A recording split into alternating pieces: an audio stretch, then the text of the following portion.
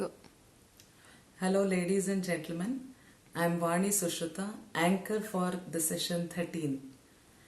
I am a lecturer in English at Vijaya Composite College, Bangalore.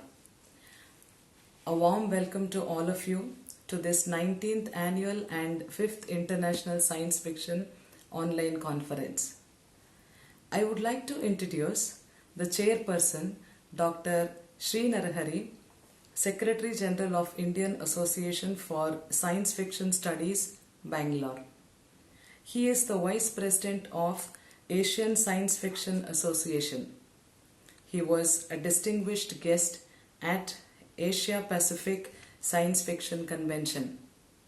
He was invited as a guest from India for the CISF conference. He is also the Secretary of Indian Science Fiction Conference 2020.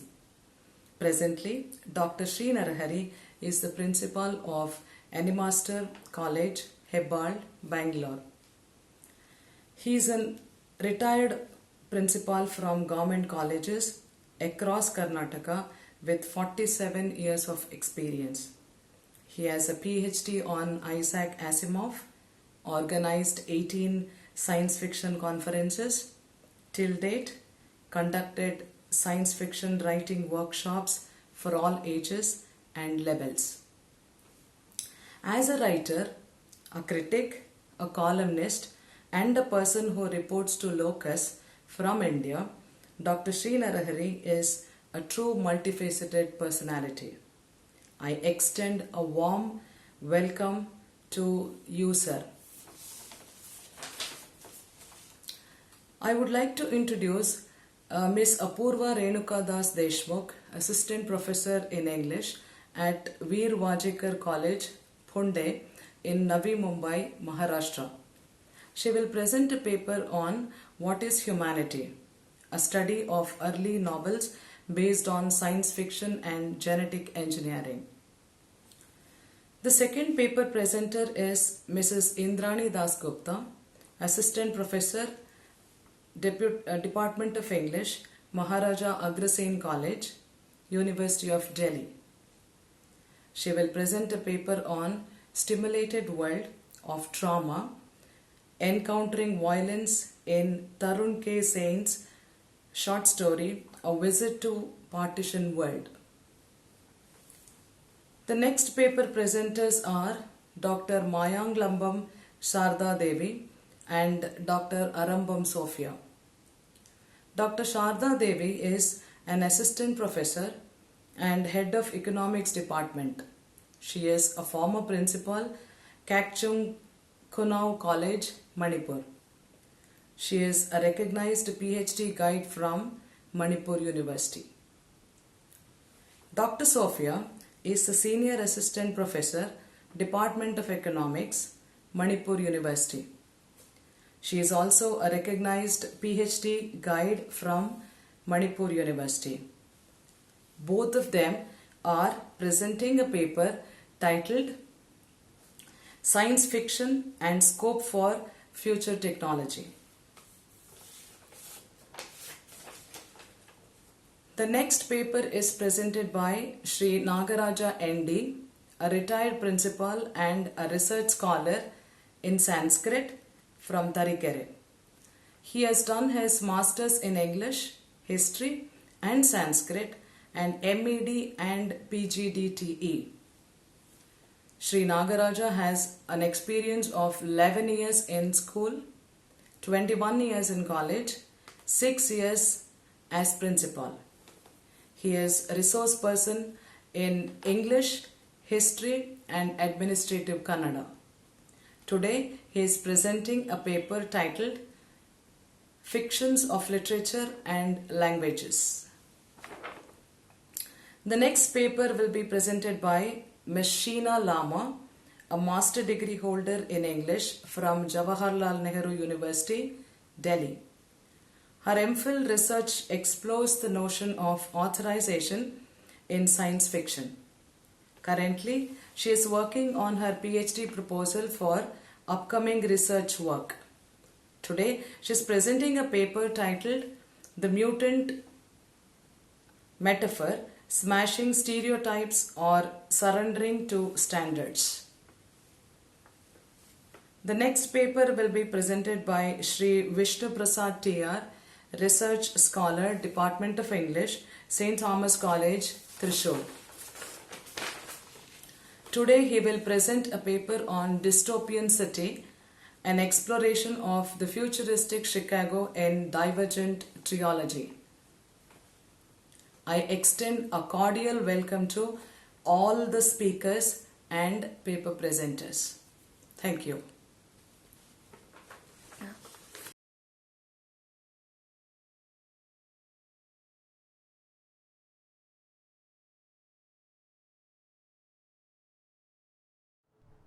Hello, my name is Apurva Deshmukh, Assistant Professor in English, Veer Vajekar College, Punde, Maharashtra, and today I am presenting my paper entitled What is Humanity?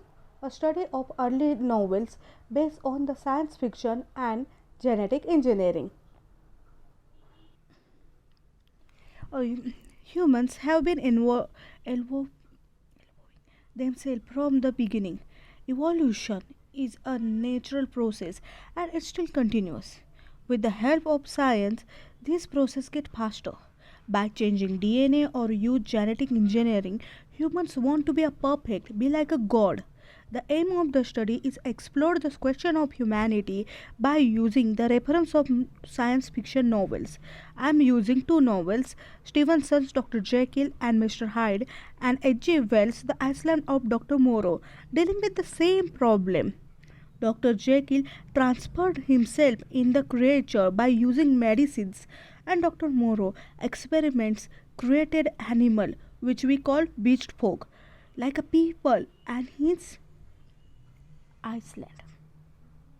Then, if the human means the social structure or the sense feel like a love, hatred, hunger, or power, maturity, identity, or they are just the evolves from the apes, then what is the identity of those creatures? They do the same as us, even revolt against us. Society does not accept them. They are victims and they are not created by nature. They are artificial in our artificial society in which we created our own rule, moralities, ritual, concept of beauty, etc. If they stand with us, humans not accept them, or in front of us, still not. The object of the paper is regenerating the concept of the humanity. In the 19th or early Victorian era or the early 19th century, the mutation, hybridization, and accidentally created new creature is the most focused theme in the science fiction. Due to the scientific or biological change, the mad scientists created a superman or the god type creature.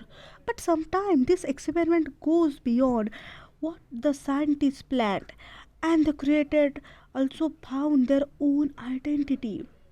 Which know their identity, they also get the self realization and they ask this question to creator about their place in artificial society or artificial world. For the sometimes they are even the thought or they want to control, they feel like the human beings. They are the fiction about the science or the precedent of the today's reality like a genetic engineering. Today we know about the DNA and mutation, molecular biology, cloning, etc. But in 19th century, those were a part of the pure imaginations. In her book, Biological Themes in Modern Science Fiction, Helen Parker identified two major types of the story. First is genetic accident, which is unexpected, uncontrolled, and the planted genetic alternation were the control by the humans. Here we found Dr. Jekyll and Mr. Hyde is accidental and the Iceland of Dr. Monroe is planted. So in very first the strange case of the Dr. Jekyll and Mr. Hyde, Mr. Hyde is the evil. He represents the fear, inner feeling which we mostly suppress in our unconscious, like a taboos, bad feeling, instincts, eros, forbidden inner thoughts, and forbidden desire. This makes Mr. Hyde a human being. He is a evil, but he feels. He represents a part of our humanity which we as a normal person do not want or count. This question arises here: if the humans being means both good and bad, and have means the desire or do whatever to satisfy that desire, then that creature created by Dr. Jekyll has some qualities of explore a bad side of humanity which is actually taboo to our society. He creates a serum or a potion in attempt to separate his hidden evil from his personality. He represents of a mad setting, a rebel of nature. It is clearly a science fiction dealing with the genetic engineering, because with the help of the potion, he made himself another one. After taking the potion repeatedly, he has no longer realized upon to unleash the inner demons.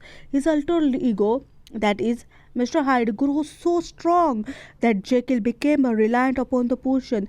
The use of science is a harmless or harm. It is always depend on who or how we use it.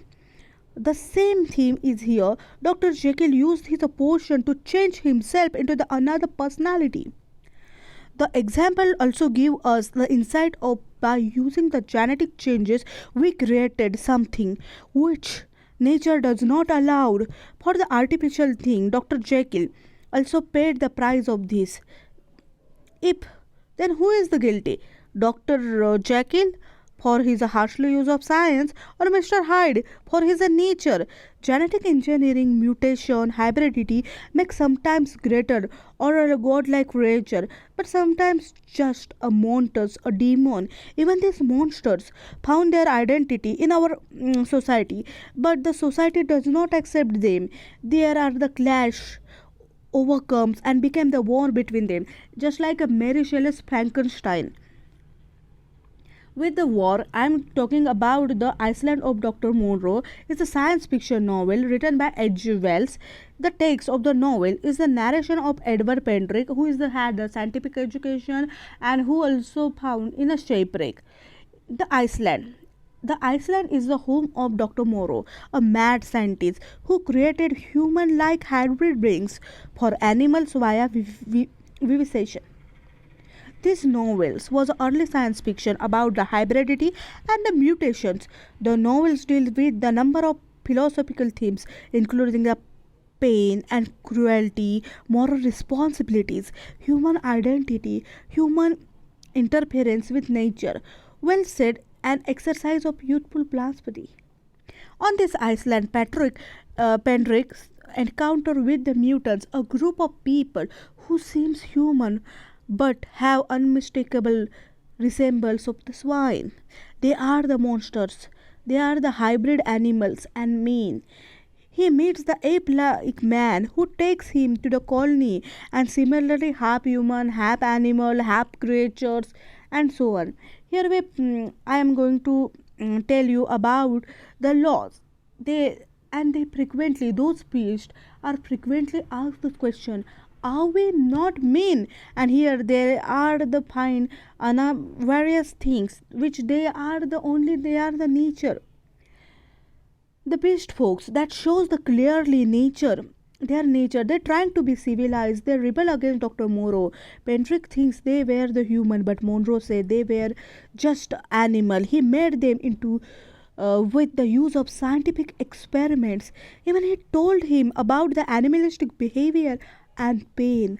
Another example of the leopard man. In the very first time the leopard man chased the Pendrick, again they found a half-eaten rabbit. Dr. Monroe wants to experiment, but he pleads and with Pendrick shoots him for the shooting, which is the human thing. If they are only they made the law and they broke the law, it's not a yes, because the leopard man always seen to be a breaking several laws, such as drinking water like an animal, chasing the mane, and running all over. He believes in it, the choice and his freedom. Yes, of course, this is the choice and freedom are the human thing. He believes that you cannot make anyone out of the nature, but with the help of genetic engineering, Dr. Monroe wants to turn the leopard into the man and also want to behave like a civilized person, not animal. At the end of when the Patrick returned to England, he see no longer compatible with the men and women. He sees the animals behind between the they are he's in the best. Okay, as a 19th century, we already know that it's a revolution era, and these both books are the dealing with the deep issues of the human being that face in a life, the value of life from a perspective of wholeness, both joy and pain, the transcending each to uncover the nature of the human experience. Both novels are represent the last decade of 19th century with the innovation of the scientific era, dealing with the issue of the time, even providing the subject to solve it. They ask this question about the self, society, family, identity, friendship, humanity, etc. They are the foreshadowing of future. With the help of the science, human are go beyond the curiosity of the nature, and even they act like a god and created some creature.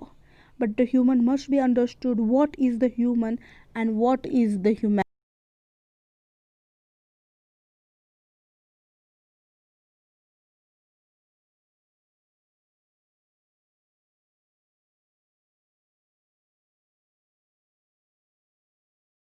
Hello everyone, I'm Indrani Dasgupta, Assistant Professor, Department of English, Maharaja Agrasen College, University of Delhi. I shall be presenting a paper titled Simulated World of Trauma, Encountering Violence in Tarun K. Sen's short story, A Visit to Partition World. So I begin with my paper. Partaking of the long tradition of literary narratives on partition, this paper explores the modern, presentist understanding of this historical disjuncture in Tarun K. Sen's short story, A Visit to Partition World, published in the collection of science fiction stories culled from the South Asian Imaginary, titled The Golang's Book of South Asian Fiction, published in 2018. The paper shall explore how in this modern imaginary where the discourses of violence and loss that frames partition is accessed via a literary translation of Hisham Sahni's Tamas that was published in 1973 in a hyper-real world that is an encounter with the weird and the strange. From an oscillation of indirect and direct referencing of historical violence by Janice Baxter, this short story throws up questions on the ethicality of one's actions, the inflection of memory with science fictional mode, and a history that is neither linear nor progressive. Partition, the cataclysmic historical event of the 20th century, which ruptured the Indian subcontinent into a never-ending narrative of fractured identities, divided national and private identities, and segregated spaces, is not an event of the past. Instead, this horrific intervention at the cusp of the post-colonial modernity of the new nation-state of India and Pakistan transformed our sense of comprehending the social and political reality forever. The paper is divided into two sections. The first section introduces the theme of partition and its representation through the motives and icons of science fiction imaginary. This section shall also foreground how the science fictional imaginary is highly relevant to the history of partition, which has mostly been mutilated and silenced in the pages of dominant historiography. The second section locates the story in a transnational configuration of Holocaust narratives and its modality of representation or non-representations. The theorization of the representability of Holocaust and its encoding is brought to bear in this paper's analysis of Sen's short story of the rendition of A Visit to Partition World in the 21st century. The representation of the terrible times that engulfed the Indian subcontinent is recreated via further cross-examination drawn from the cultural site of Disneyland and the literary and cinematic narratives of Hisham Sahni's Tamas and the Hollywood movie Blade Runner and Jurassic Park.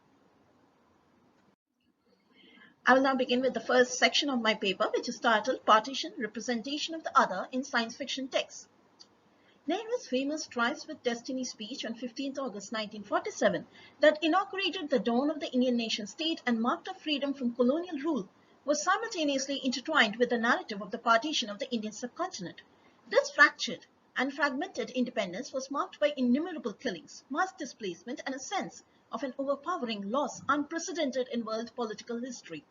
Historians have noted that this cataclysmic rupture saw a mass migration of 8 to 10 million people to and from areas that would become India and Pakistan, according to data.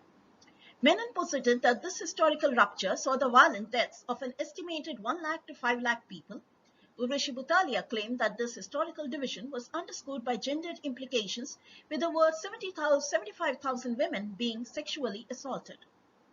In their variegated ways, the partition narratives disrupt the foundational history of a nation that reads 15th August 1947 as the new dawn of India. At the very cusp of the initiation of the discourse of the freedom, and in Nehru words, being awakened from deep slumber. The post-colonial Indian nation state was riven apart by sectarian, communal and gendered violence and the destruction of long-standing ethos of solidarity between varying religious and linguistic communities. Partition occupies a central position in envisaging the trajectories of the post-colonial modernity of the Indian nation state. According to Rituparna, no post-colonial denizen of the subcontinent possessing a sense of history and living in this post-independence era can ignore the pervasive influence and the impact of the partition on contemporary life. She asserted that partition of the Indian subcontinent is more than a historical fact and has emerged as a meta-narrative in thinking and rethinking about India's position in the global imaginary and as a central thematic concern that enables the constitution or politico-aesthetic of Indian literary and even cinematic productions. The euphoria that characterized the birth of the Indian nation state and the subsequent discourse of nation building was concurrently silent about the dark horrors of partition. However, the nightmarish horrors of violence and the ensuing trauma of losing one's identity and even agency over one's body came to the fore only in the pages of literature. Partition is often encapsulated in terms of perpetual recurrence. As the poet-lyricist Gulzar said, there are some more partitions to be done. That partition was the only first one. It is this idea of perpetual return that Saint positions his science fiction short story, A Visit to Partition World. I now begin with the second section of my paper, Transnational and Cross-Cultural Representations of Partition, Exploring Ethical Judgments and Post-Colonial Modernity. Modeled along the lines of Holocaust Museum-style theme parks and promising an experience akin to visiting Disneyland, the Partition Theme Park, inaugurated in an extended NCR region of Delhi, India, in the near future of 2047, that allows the visitors to the park to enter recreated memories of that era. A family of three, the father Gopal, son Deepak and wife Sneha, make a plan to visit the theme park on the momentous occasion of India's 100 years of independence from British colonial rule. The entry to the E-Park is modeled along Steven Spielberg's blockbuster movie Jurassic Park, with the presence of e-cars, auto SIM cards, and the option to choose which historical areas events to enter to comprehend the traumatic events of the partition. The family chooses the timeline of Rawalpindi massacres that occurred in March 1947 as the entry point to reliving the history of those times. They are given proper attires applicable for those times and a SIM card that helps them navigate through the simulated world. Interestingly, the resurrection of the Rawalpindi is based on Bhishma Sani's Tamas, where Nathu, the main character of that novel, has killed a pig and which has led to riots being sparked off in the neighborhood. The father, being a teacher of history, is especially inspired by this idea of the park, which he believes will allow the younger generation to get involved with the legacy of our past. The son, Deepak, finds the visit to Partition Theme Park a waste of time, particularly when the contemporary society is unable to cope up with the factionalism of the present. Sneha, his wife, a psychologist, who deals with personal and historical traumas and who was initially a part of this project that built this park, had, along with a team of researchers, had arduously collected the archives on this period. From Partition Museum, set up 70 years after that event in Amritsar in 2016, and literature deliberating on the eventual loss and agency dislocation of multitudes of people, this theme park, Sneha believes, despite her nagging thoughts about the simulation of violence, would aim to provide a real experience of what their ancestors went through. The technicians' understanding of the visit of Gopal's family to the park borders on disappointment because their passivity foregrounded their lack of participation in the charged atmosphere of the simulated world of partition. At the end of this story, we see Deepak abruptly ending the simulation of Rawalpindi massacres by clicking on a SIM card as he finds the madness of the mob frenzy surrounding Nathu as affecting his whole family. If Gopal finds himself lost in the sea wave of memories, literally freezing in time and space. Sneha, the psychologist, is sucked into the mob frenzy and attempts to save Nathu, and interestingly, this simulated representation of Nathu recognizes her efforts through the slight movement of his eyes. The question that reverberates in this hard-hitting story is, what do we make of partition? How do we read it in times when the survivors of that tumultuous period are not alive? How do we read the simulation of the madness of the rupture of the communal frenzy of partition in times, as Deepak and Gopal claim, of virtual world and yet mob lynching and lack of understanding of differences? What does it say about India's geopolitical imaginary vis-a-vis the past? How do we read the simulation in contradistinction to other cultural productions and events surrounding partition? The complete resurrection of this past derives its sustenance from a melee of testimonial accounts, the wealth of documents and witnesses, accounts archived in the Partition Museum, the literary representations of that immense void, and the frenzied reactions that accompanied the events of the partition. In testimony, crisis of witnessing the literature, witnessing in literature, psychoanalysis, and history, Shoshana Feldman and Tori Loeb foreground what they see as the inevitable peculiarity of Holocaust writing. Feldman and Loeb explore the various ways in which texts that testify do not simply report facts, but in a different way encounter and make us encounter strangeness.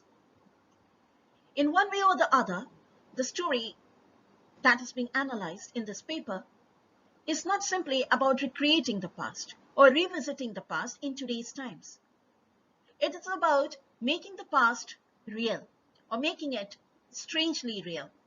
The strange is domesticated and secularized. As Michel Beerbohm asserted, if there is to be a positive narrative, it is what we do with the event and not with the event itself. The park's intertextuality, drawn from Sahni's novel to Holocaust museums, Partition Museum in Amritsar, Disneyland, Jurassic Park, suggests that history is forever a matter of narrative. History can never be understood simply through archives, simply through witnesses.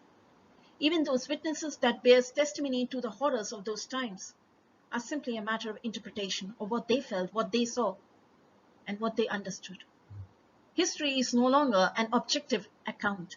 History becomes a matter of interpretation, or as Hayden White said, it's a matter of narrativization. Interestingly, the past art is retrieved, excavated, and rendered by the organizer, the main person responsible for building this park, and a team which includes a group of investors as the only legitimate. An authentic history is one that draws its strength from literary representations. So the park is told that this is legitimate version of history, and yet it is drawn from literature. Immediately, the question of what entails the politics and poetics of representability, particularly when it concerns such mass loss and apocalyptic violence, materializes. Further, the idea of the theme park drawn from Holocaust theme parks and Disneyland entails further representational configurations. The idea of the theme park is that it is never shaped in a vacuum. It is ideological. We are told that the government, fends off all the protesters.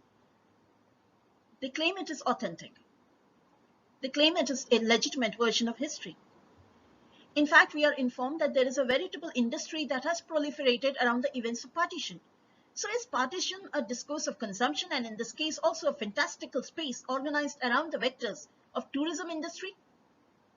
The major question is this the legitimate version of reality that has been suggested and voiced through the character of the father?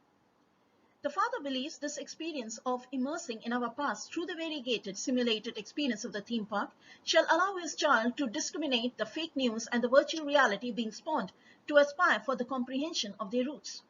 The father trusts that he is not unique in thinking along these lines to access one's true past, particularly at a time when the violence that has erupted in the Indian nation state recalls the horrific nightmares of the partition.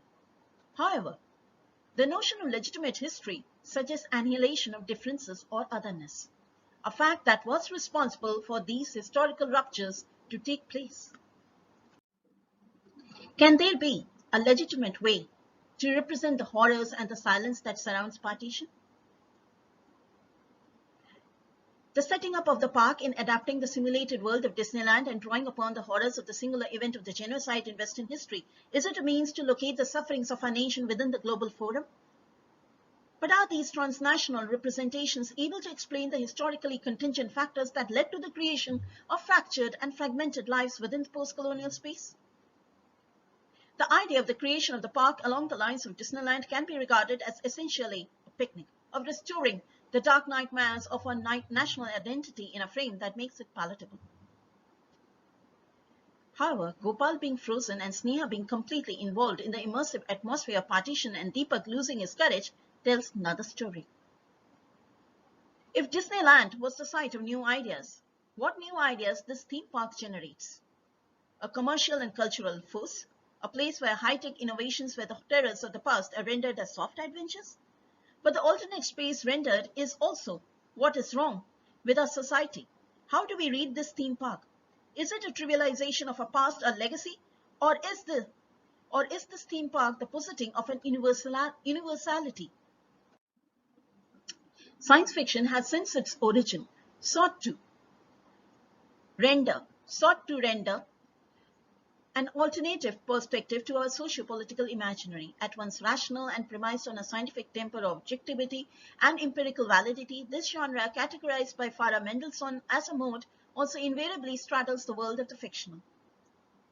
Oscillating between the possible and the impossible, science fiction, founded upon the modernizing impulses of imperialism, sought to comprehend how our world operates and evolves. A mutating genre, more a discussion with interdisciplinary arenas of history, anthropology, the sciences, and the humanities, science fiction remains one of the most popular expressions of a society. The comparison of partition with Holocaust evokes a sense where transnational geographical distances and cultural dissimilarities are nullified to register a world where violence, sadness, and trauma are universal idioms. Gopal, the history teacher, feels this is a unique way to make sense of one's past, heritage, and roots. However, as Holocaust critics and survivors have questioned the idea of representing such violence past, can one really communicate these horrors? Even as partition narratives like Holocaust narratives bears witness, provide testimony to those deranged times of genocidal violence, yet Raul Hilberg, Ishel Dieno have suggested there is an insurmountable gulf between those that were there and those who weren't.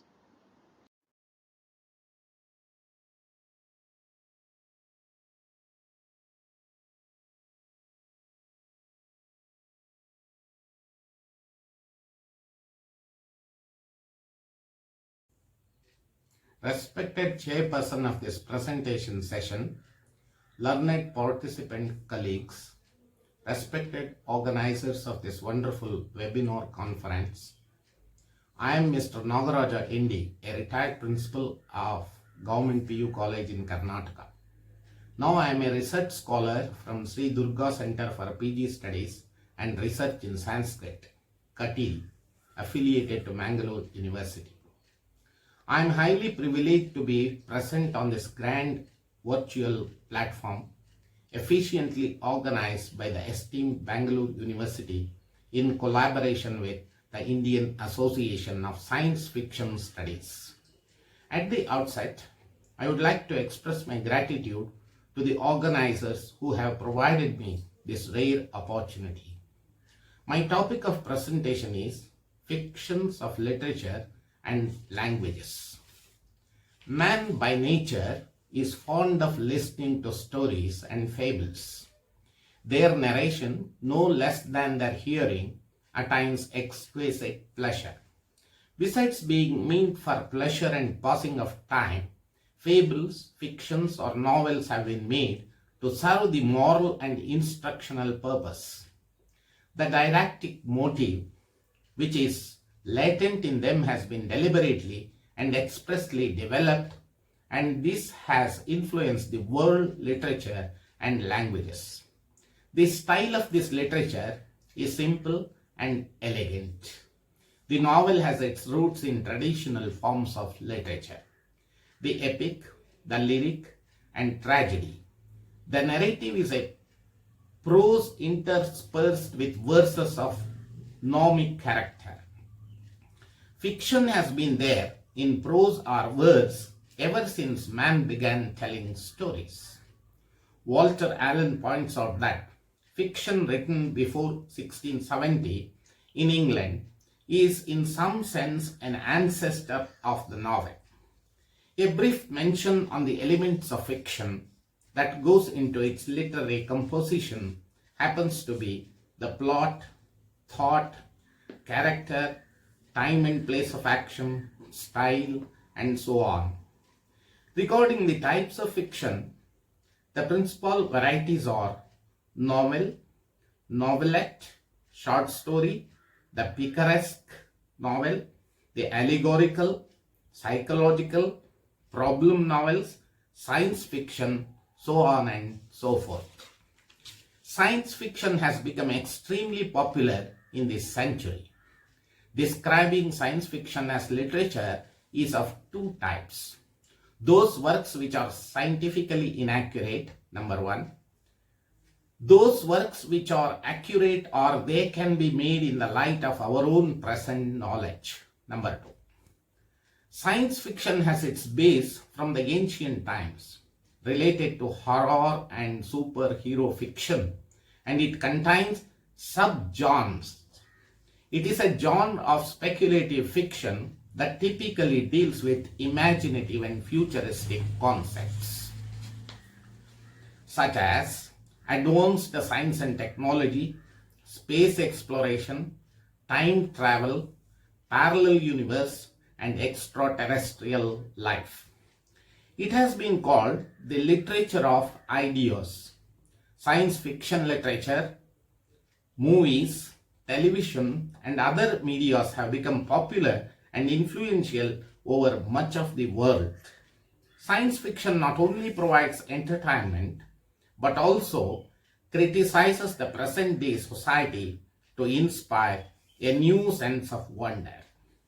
Good science fiction is literature which informs and exhilarates the reader. A very different writing started with Joseph Conrad's fiction. It is what we call science fiction. H.G. Wells, the first English novelist with a cosmic imagination, wanted to prove that to science everything is theoretically possible.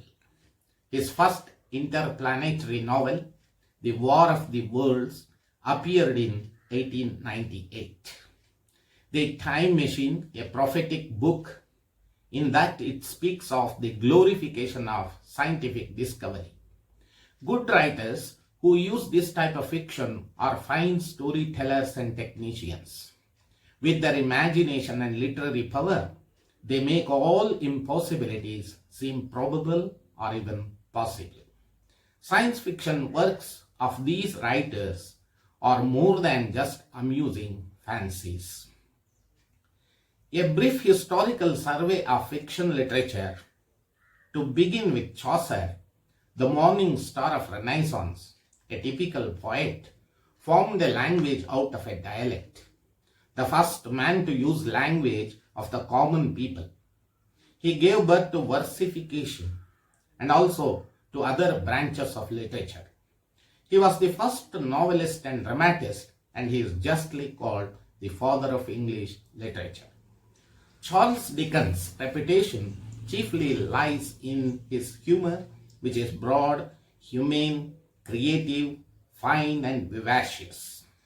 Virginia Woolf, the most important novelist of the stream of consciousness school, about her novel Scott James observes, all is gossamer, but is woven with delicate hands into a strong fabric. Victorian age of literature was famous on account of neither its poetry nor its prose, but it was novel that immortalizes this age. The fiction after 1920 has also depicted the tone of revolt of modern youth freedom in sex values. Some of the novelists have shown interest in psychology. The modern novels incorporated a number of new techniques and devices. Example, Dos Pozos camera eye, the newsreel. Caldwell's trick of deliberately repeating certain key phrases, the incomplete sentence, has come into its own as an art form. Punctuation is also altered. There is a stress on experimentation. These are all nothing but a scientific approach towards fiction writing. The Indo-Anglican fiction saw its efflorescence during the 1960s, born out of two traditions, the Western and the Indian, the realistic and the natural, the metaphysical or the Vedantic. That is why Mrs. Meenakshi Mukherjee has called it twice born fiction. The Indo-Anglican literature novel has established itself in the mainstream of national literature of modern India, which has a variety of interests which incorporates tragic, the comic, the humor, the irony, the satirical, the exotic, the ethereal, the Vedantic, and so on. In ancient India, Panchatantra, composed by the great Sanskrit scholar and a teacher, has not only been enormously popular as an entertaining and instructive work of fiction, it has also had great influence on the world literature as no other work has had. A unique work and fascinating to study is its intricacy of its structure, the art and artistry with which the tales are interwoven with wonderful discourse, the skillful blend of narrative and dialogue with maxim and precept. However, due to the possibility of time to arrive at a safe conclusion, fiction represents the truth as we see it. Literature is the story we use to communicate the truth. In fact, literature is not singular, it is plural because every culture and every person in that culture sees the truth of life somewhat differently. Thus, literature is composed of myriad stories which humans in every culture and its language have composed over thousands of years to make their lives meaningful and purposeful.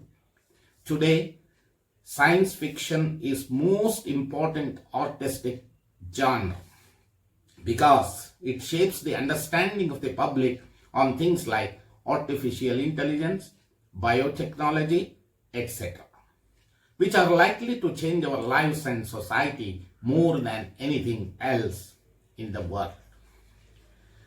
Hence, it is a march of man in search of truth. It is a march from Mithya to Satya. Thank you, one and all.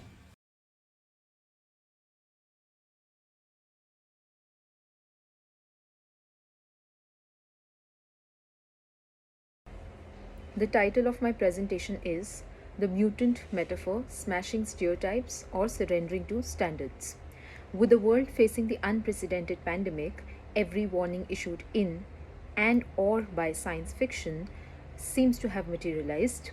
It can be said SF reassesses actuality via a combination of cognition and estrangement, something which Suvin had talked about. In other words, it is an oxymoron, a coalescence of that which is possible and that which is not likely to be absolutely impossible. Through its dynamic creative transformation, and I'm quoting Suvin once again, SF can be seen as not only a reflection of reality but also on reality.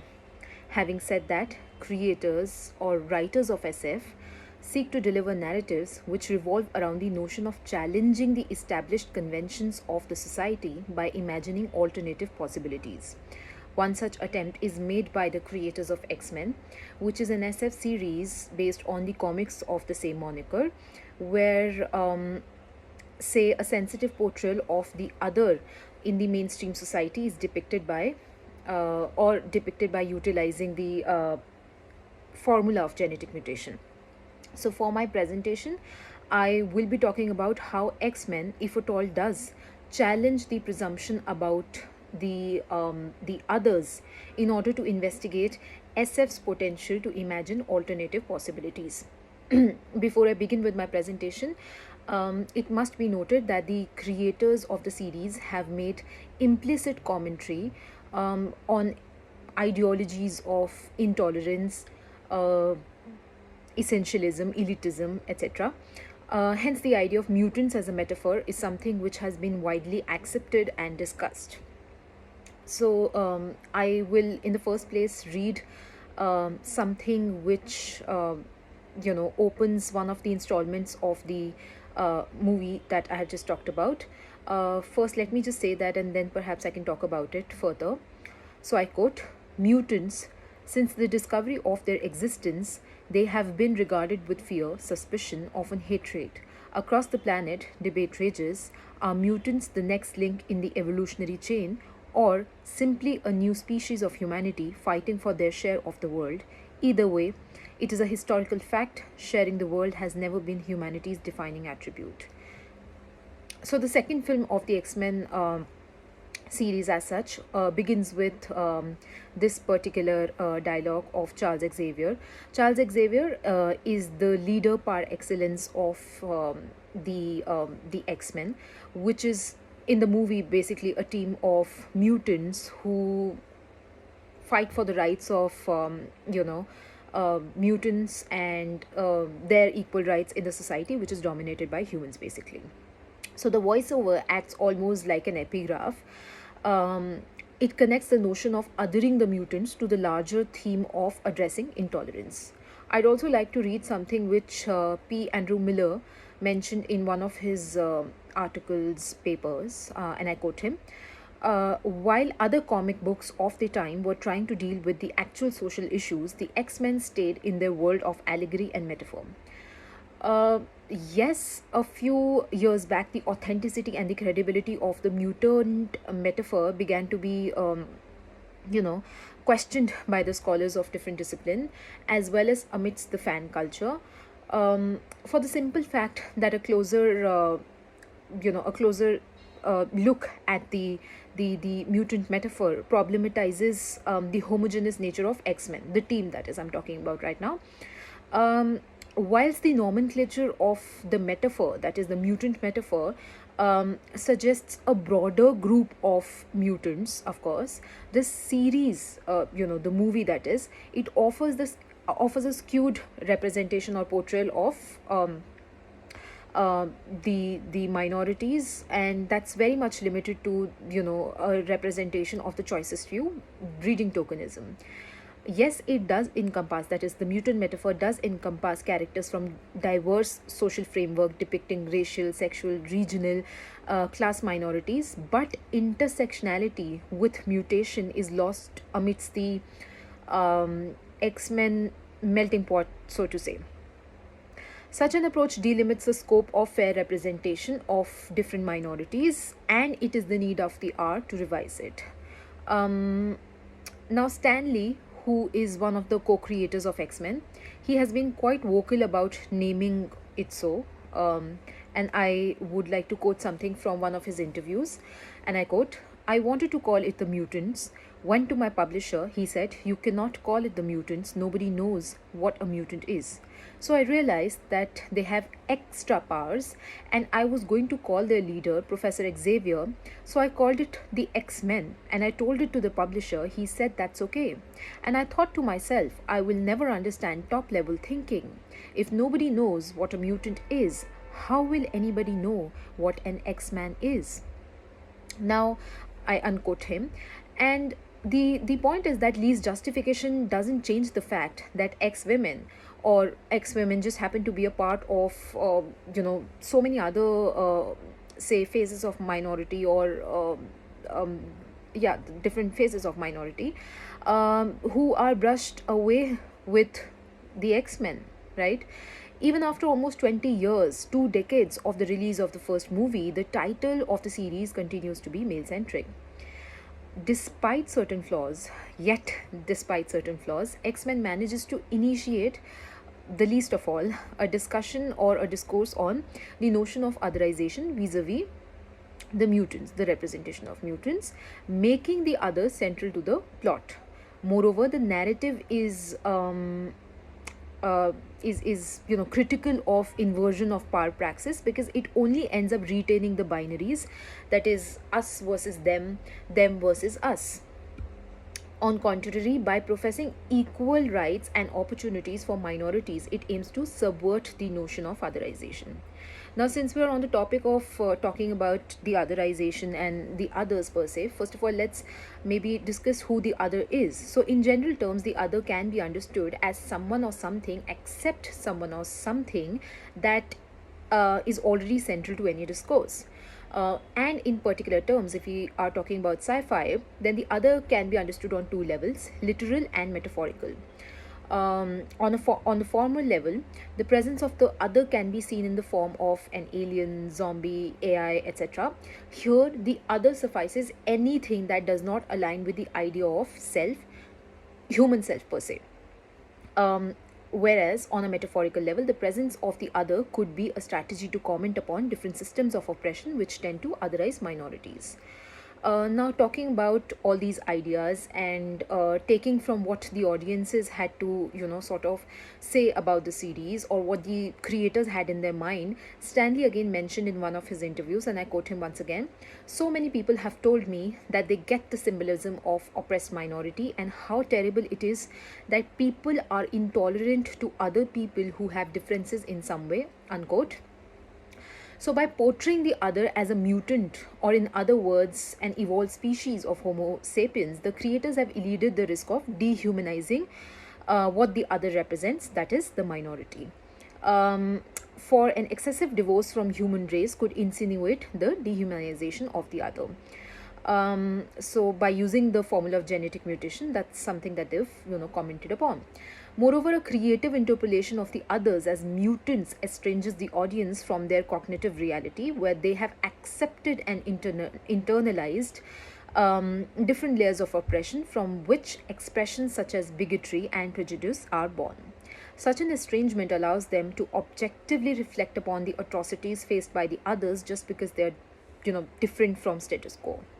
So the audience can be expected to be unbiased while reflecting on the narrative, which in fact is a reflection of society. Um, in December 2018, Stanley passed away, leaving behind X-Men in the hands of the new generation of creators. Whilst his demise marked the end of an era, Marvel continues his vision and legacy with the same amount of enthusiasm.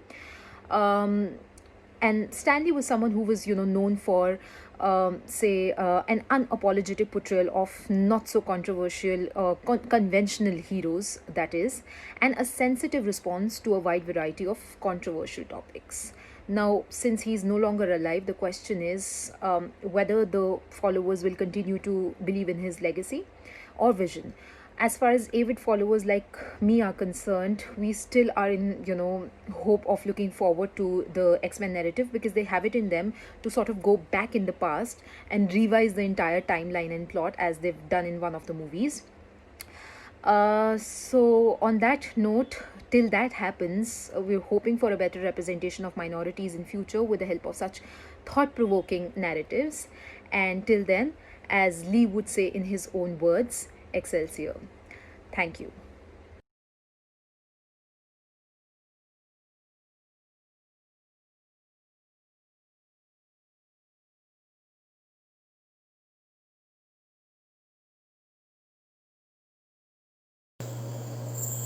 Respected dignitaries in attendance, dear professors, research scholars, students, and all others. My name is Sushrutha here, and I am a research scholar in the English department of St. Thomas College in Thrissur, in Kerala. Today I am going to present a paper on the topic Dystopian City, an exploration of the futuristic Chicago in Divergent Trilogy. Some movies have an intricate connection with places. Cities, towns, and villages are of great importance as the setting and background of movies. These places play a great role in shaping the lives of individuals, both in real life and movies. New York and London can be seen in a good number of movies, and some movie titles also include the names of these cities, like Gangs of New York and London Has Fallen. Cities are important because they influence every important aspect of a society, like culture, education, religion, economy, and politics. Some of the movies even have place names as their titles: Chicago, Philadelphia, Detroit, and Munich are good examples. Many of the films revolve around the cities because the city has proved to be a rich and diverse cinematic setting and subject. When it comes to superhero movies, we can see imaginary cities and places. To quote a few, Batman movies are not complete without Gotham City, and Superman shares a symbiotic connection with Smallville. Futuristic cities are an integral part of many of the science fiction movies. Portrayals of cities in science fiction are not there for documentary style pedagogy but to convey narrative, provide spectacle, and sustain atmosphere. Wrote John R. Gold in his 2001 book Under Darkened Skies, the city in science fiction film. Los Angeles in Blade Runner and Washington DC in Minority Report are good examples. Some movies help us to upgrade our imagination, cities on newly discovered planets and space cities. Neil Blomkamp's LCM suggests a societal split between the disenfranchised workers of a hellish Los Angeles contrasted with the privileged upper classes of a utopian suburban environment living in the ultimate gated community, a satellite circulating Earth. Brad Pitt's Tomorrowland is set in a city of the future on a distant planet. Two recent dystopian or science fiction movies with futuristic cities are Ready Player One, directed by Steven Spielberg, and Maze Runner: The Death Cure. Ready Player One is set in Columbus, Ohio of the future, and The Death Cure setting is the futuristic Denver in Colorado.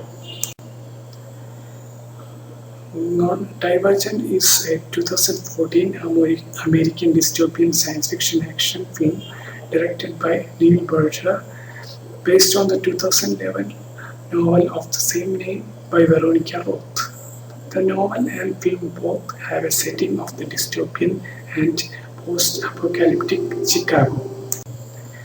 When it comes to superhero movies, we can see imaginary cities and places. To quote a few, Batman movies are not complete without Gotham City, and Superman shares a symbiotic connection with Smallville.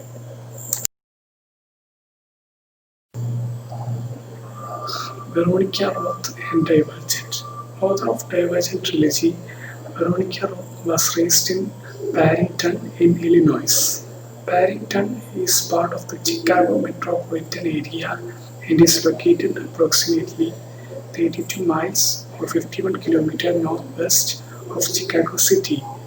Divergent is set in the futuristic dystopian Chicago because of the other smallness of Chicago and its surrounding places.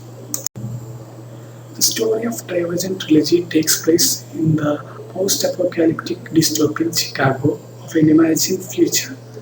Roth describes this city completely different from the present-day Chicago in Illinois. In her words, I know all the words she says, except I'm not sure what a United States is. But they don't make sense to me altogether. Chicago. It's so strange to have a name for the place that was always just home to me. It makes the city smaller in my mind. From Allegiant. Two recent dystopian or science fiction movies with futuristic cities are Ready Player One, directed by Steven Spielberg, and Maze Runner: The Death Cure. Ready Player One is set in Columbus, Ohio of the future, and The Death Cure setting is the futuristic Denver in Colorado.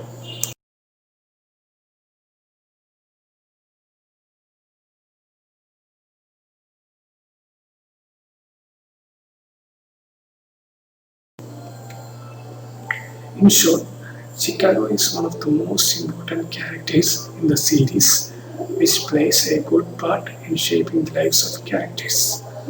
Even though Divergent series depicts most of the city of Chicago uninhabitable, the landmarks are still pretty prominent and easily distinguishable. Some landmarks worth mention are the Sears or Willis Tower, the L train system which connects the entire city of Chicago, the Merchandise Mart, the Navy Pier, the John Hancock Center, and the Pier. In conclusion, cities, villages, and other places are also important ingredients of films and literature as much as the characters. It has been said that the changes taking place in modern cities today can be effectively understood through an analysis of cinema. Especially in science fiction films, setting and background creates the atmosphere and provides a sort of visual grandeur. So that's all. Thank you very much for listening to me. Have a good day.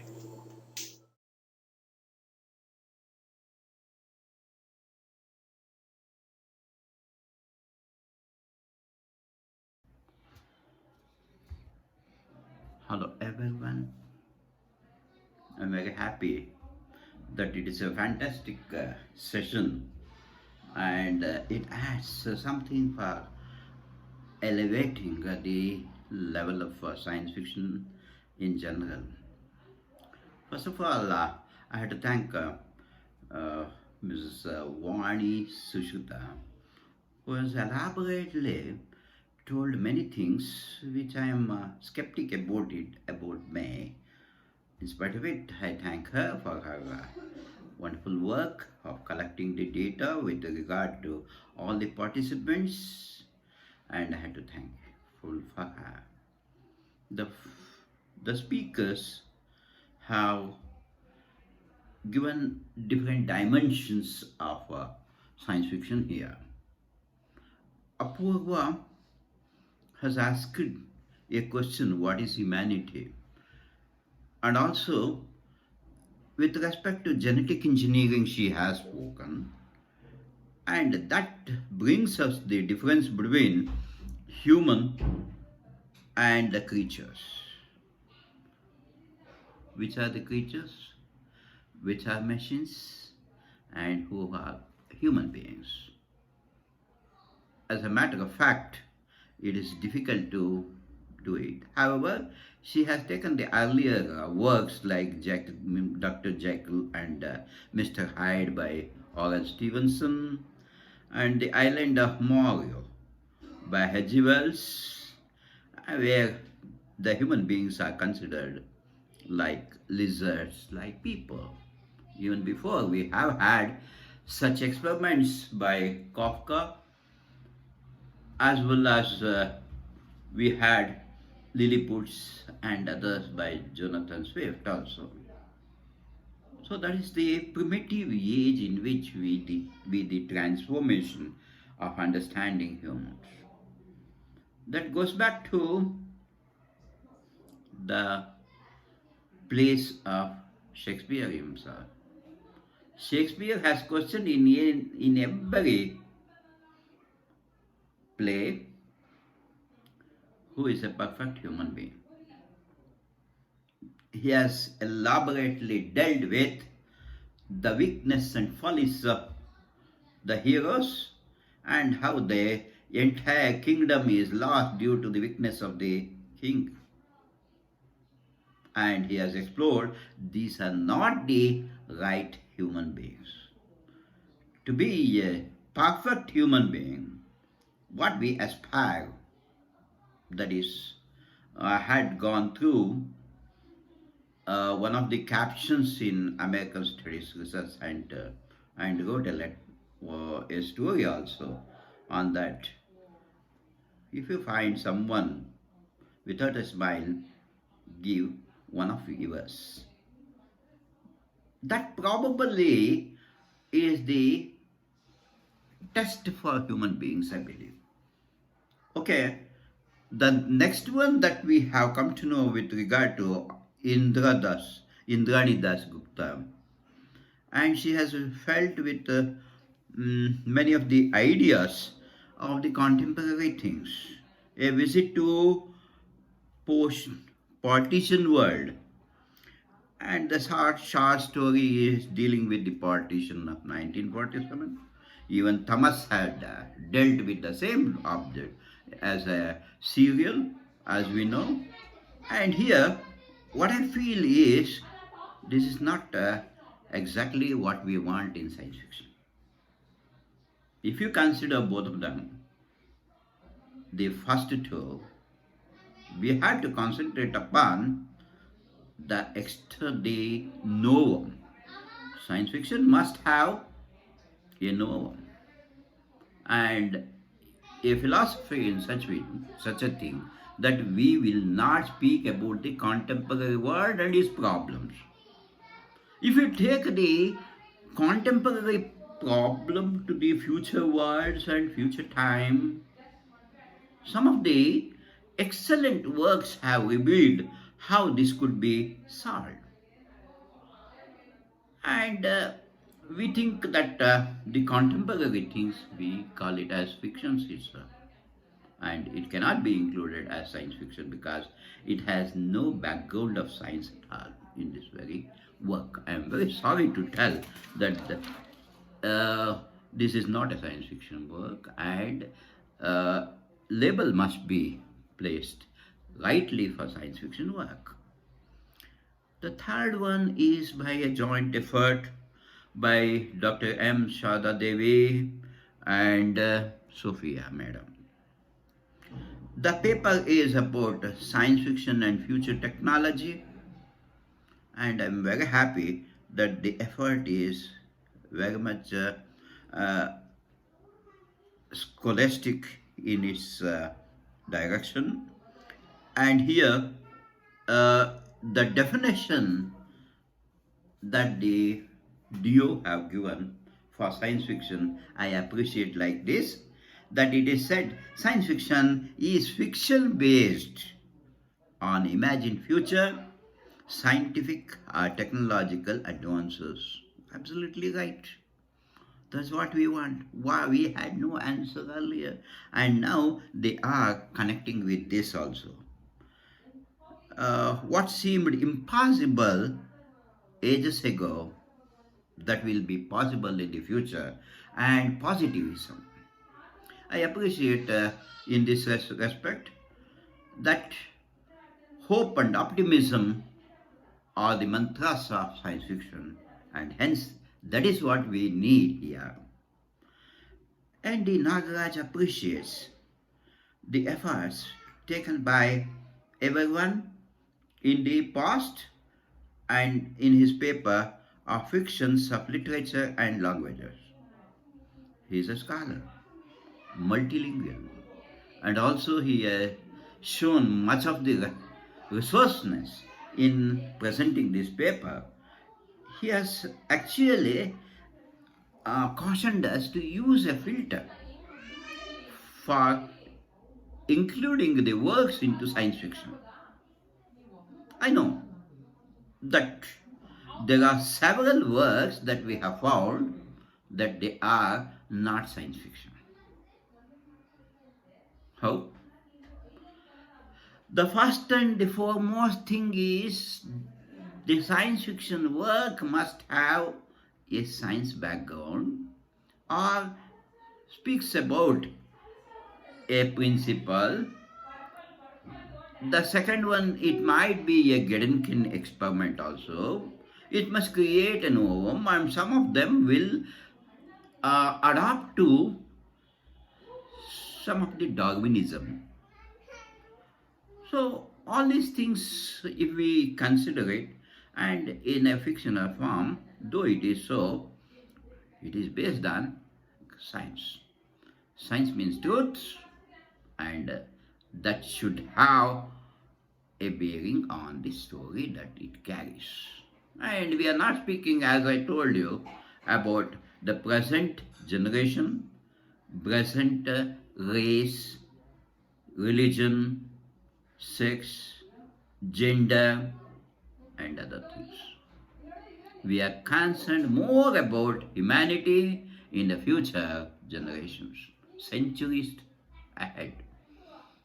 However, we have found that he has cautioned us not to take the anti-science elements to be as science fiction works. That has taken place even earlier in some of my reviews stating that they are not science fiction. In this way, the most important thing that I have found out in this is that gist is Sheena Lama. She has presented a paper in which she considers the mutant metaphor, wonderful work, and in which she has taken the work X-Men and portrayal of the other. That's a bothering thing because the marginalized things, factors are all classified in this and they come into focus in future study. What is today may not be tomorrow. Change is inevitable.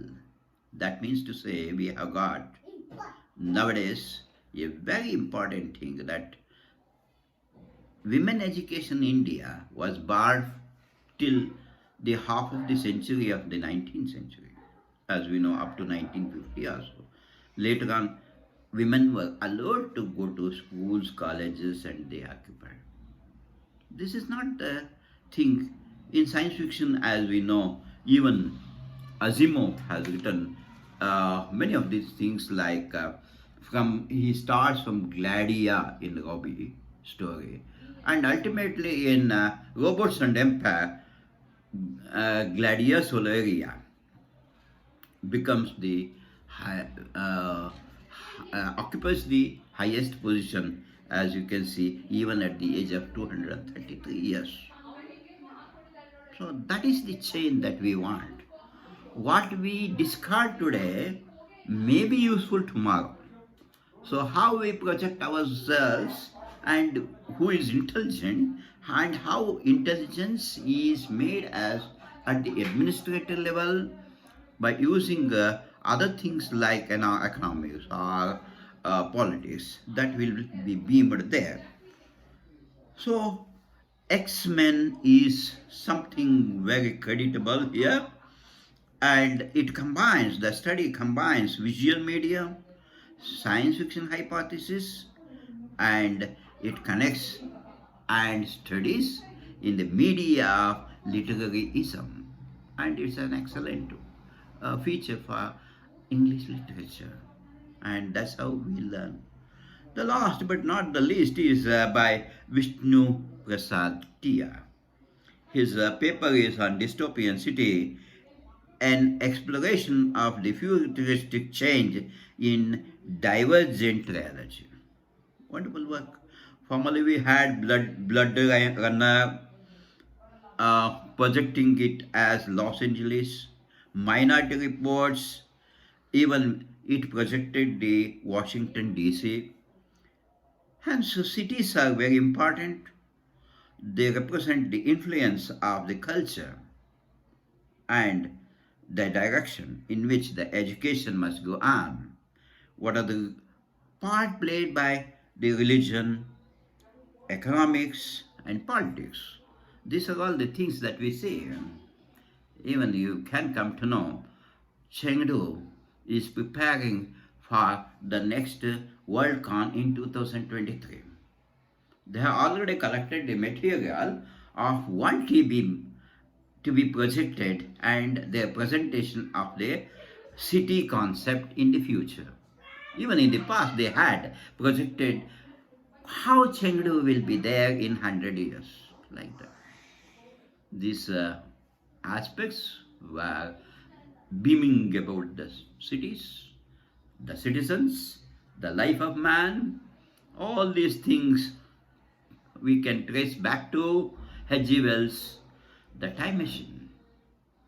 The Time Machine is the fourth dimension, of course. That is important. In spite of it, he represents two of the classes there.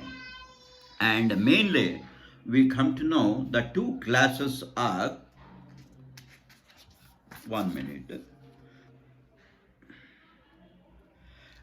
The Time Machine, an Invention, 1895. It is, I am quoting from my own book, Science Fiction for Sci-Fi Fans, and it is published by me, written by me, illustrated by me, and in this if you can go through in the first chapter itself, I have written like this. The novel The Time Machine, an Invention, 1895, exposes a humanity which has split into two distinct groups of civilization. Some critics do not consider this particular work as a science fiction at all. The reason being that it imitates Victorian upper class alloys and the progenies of the struggling working class, the Malaks. In this regard, even we have another work which is taken into consideration, like M.G. Suresh in Tamil has written Alexander Murukopai Theorem. So that's also there. And many of them have done even starting from Jules Verne, and we know how he has tried to picturize the entire world in a few days, 100 days, like that. So the concept of city represents our culture for the Americans or for the Western world. We concentrate upon that and we forget about the rural culture, Mofussil area, the farmers, the farmland, agriculture, and India is mainly an agricultural land. And the migration has taken place even from earlier days because lack of money and the landlords have exploited the farmers, and that's why there is a lot of population that we find in migration. Even Wordsworth and others in the Romantic age have called for back to soil movement. So where is our life? Where will be the human beings? Where are they expected? It is a culmination of city as well as rural culture. And they go hand in hand and they are not separate pockets. The village should find all the technology, and the metro culture should also adapt to the rural culture, and this is what we anticipate in the future also for the survival of the humanity as a whole. And I have to thank all the presenters for having put up all their time, energy, resources in making this presentation, and I thank you all.